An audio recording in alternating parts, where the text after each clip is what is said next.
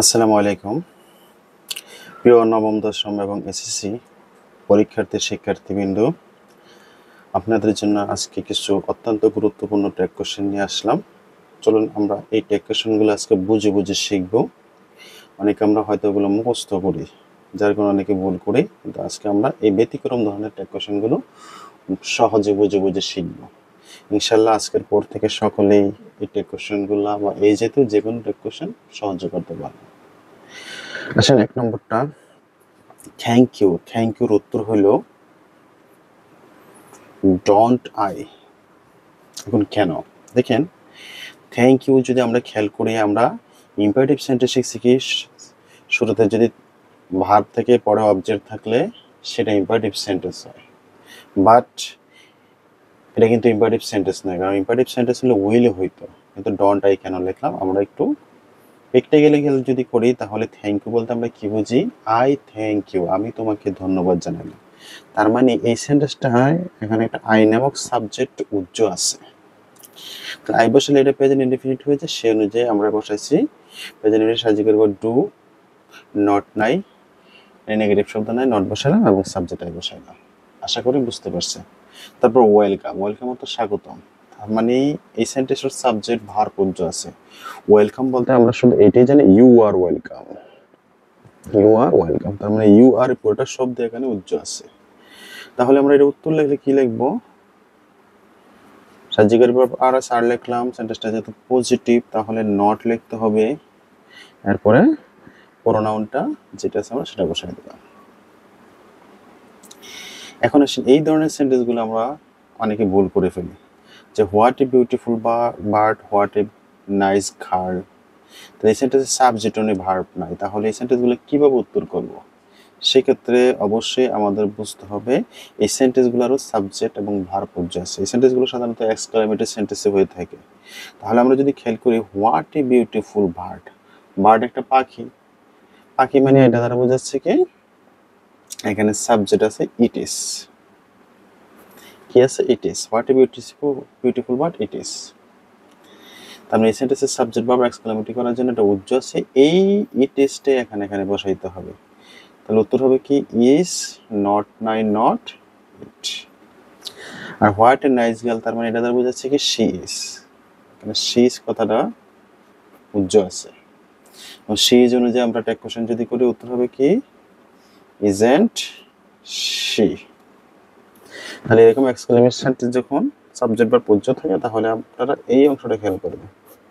এটা পাখি, পাখির আমরা জানি প্রোনাউন ইট, গার্ল বালিকার প্রোনাউন হল শি, আর ভার্ব হিসাবে আমরা ইজ ধরবো। এখন আসেন, এই ট্যাগ কোশ্চেনটা আমরা অনেকে ভুল করে ফেলি। হি যে প্রোনাউন, আমরা কি করে এটার উত্তর লিখে ফেলি? আমরা শিখছি মেজার থাকলে ওইটা বসায়, আর নট না থাকলে নট বসায় প্রোনাউন লিখে দেখি। এটা যদি লেখেন পুরোটাই ভুল হবে। এখানে আসে হি। হি সাধারণত আমরা ব্যবহার করি কি কোনো ব্যক্তির পরিবর্তে, মানে ছেলে পুরুষ জাতীয় ব্যক্তির পরিবর্তে হি বসে, কিন্তু এই হির কিন্তু পুরুষ জাতীয় হি নয়। এই হি দ্বারা বোঝাচ্ছে হি ইজ যে প্রোনাউন, মানে হি নিজে একটা প্রোনাউন। হি মানে হইলে যে একটা প্রোনাউন, মানে হি এর পরিবর্তে প্রোনাউন কথাটা এখানে আসবে। এই প্রোনাউন তো আর ব্যক্তি নয়, এটা কি একটা প্রাণীও নয়, বস্তু নয়, অদৃশ্য একটা জিনিস। যাই হোক, প্রোনাউন আমরা জানি ব্যক্তি ছাড়া যে কোনো সিঙ্গুলার বস্তু প্রাণী হোক, তার প্রোনাউন হলো ইট। তার মানে এখানে আমার ইট ধরতে হবে, হিটাকে আমরা ইট ধরতে হবে। হি মানে হলো প্রোনাউন, ঠিক আছে? রাইট, ইট। তার মানে এটা হবে ইট ইজ অনুযায়ী ট্যাগ কোশ্চেন। তাহলে উত্তর কি দাঁড়াচ্ছে? Isn't it. মানে হিটা ধরতে হবে কাকে? প্রোনাউনকে। আশা করি বুঝছেন। মানে হি থাকুক, সি থাকুক, আই থাকুক, যেটি থাকুক, 6টা প্রোনাউনে যেটি থাকুক, আমরা ইজন্ট ইট লিখব। তারপরে এটা অত্যন্ত ইম্পর্টেন্ট একটা ট্যাগ কোশ্চেন, এটা পরীক্ষায় অনেক সময় আসে। The mother rose in her child, এটা একটা পাস্ট ইনডিফিনিট সেন্টেন্স। আমরা অনেকে দা মাদার মেয়ে মনে করে শি লিখি, রোজ তো পাস্ট ইনডিফিনিট, তার মানে আমরা ডিডেন্ট শি লিখি। আসলে কিন্তু এটা ডিডেন্ট শি হবে না। দা মাদার দ্বারা কিন্তু মা বোঝায় নাই।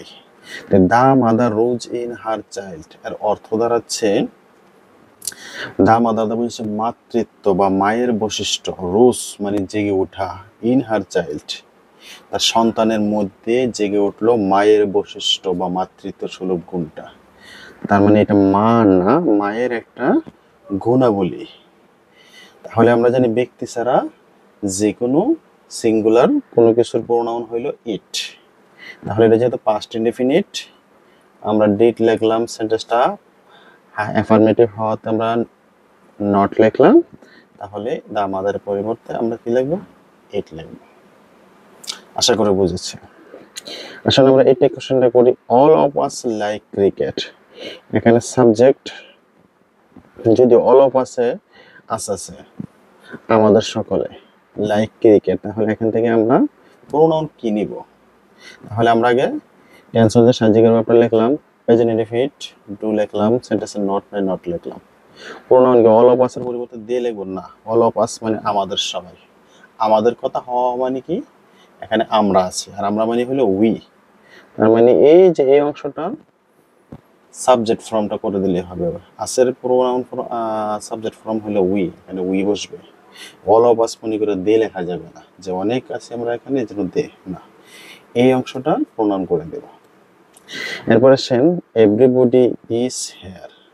এখন টেক কোশ্চেন দেখলে আমরা কি করি, ইজ এমিজার দেখলে আমরা কি করি, ইজ বসাই দেই, নট না থাকলে নট বসায়া, আর এভরিবডি হইলে তো আমরা জানি দে হয়। এখানে যদি আমরা এইভাবে লিখি তাহলে কিন্তু ভুল হবে, কারণ এভরিবডি একটা, যদি আমরা এভরিবডির ক্ষেত্রে বারটা সিঙ্গুলার বসে, কিন্তু এভরিবডির পরিবর্তে কিন্তু দে বসে, দের সাথে কখনো কিন্তু কি হবে না, ইজ হতে পারে না। এই জন্য ইজটা বহুবচন লিখতে হবে আর। তারপর সেন্টেন্সে নট নাই নট বসাইলাম, আর এভরিবডির পরিবর্তে দে হবে। ইজ নট দে হবে না, আর এন দে হবে, কারণ কি দে এর সাথে কখনো ইজ বসে না, আর বসে, এটা মাথায় রাখতে হবে। তারপর আসে এটা নোবডি, নোবডির পরিবর্তে কিন্তু দে বসে।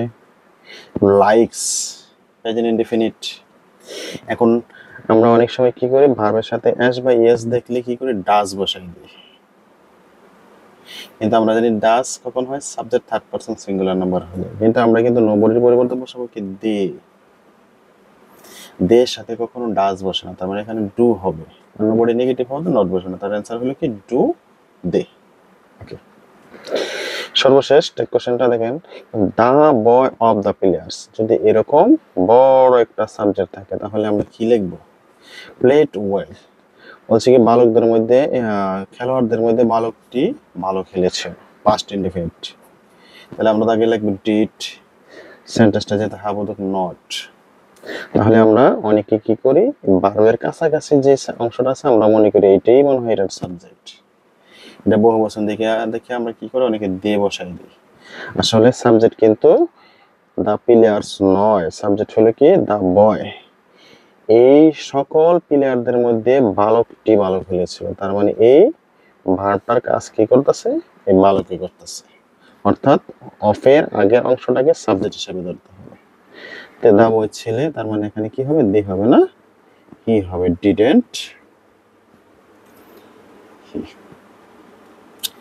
ধন্যবাদ, আশা করি যদি মনোযোগ সহকারে ভিডিওটা দেখেন, বিশেষ করে নবম দশম শ্রেণীর শিক্ষার্থীরা অনেক বেশি উপকৃত হবে।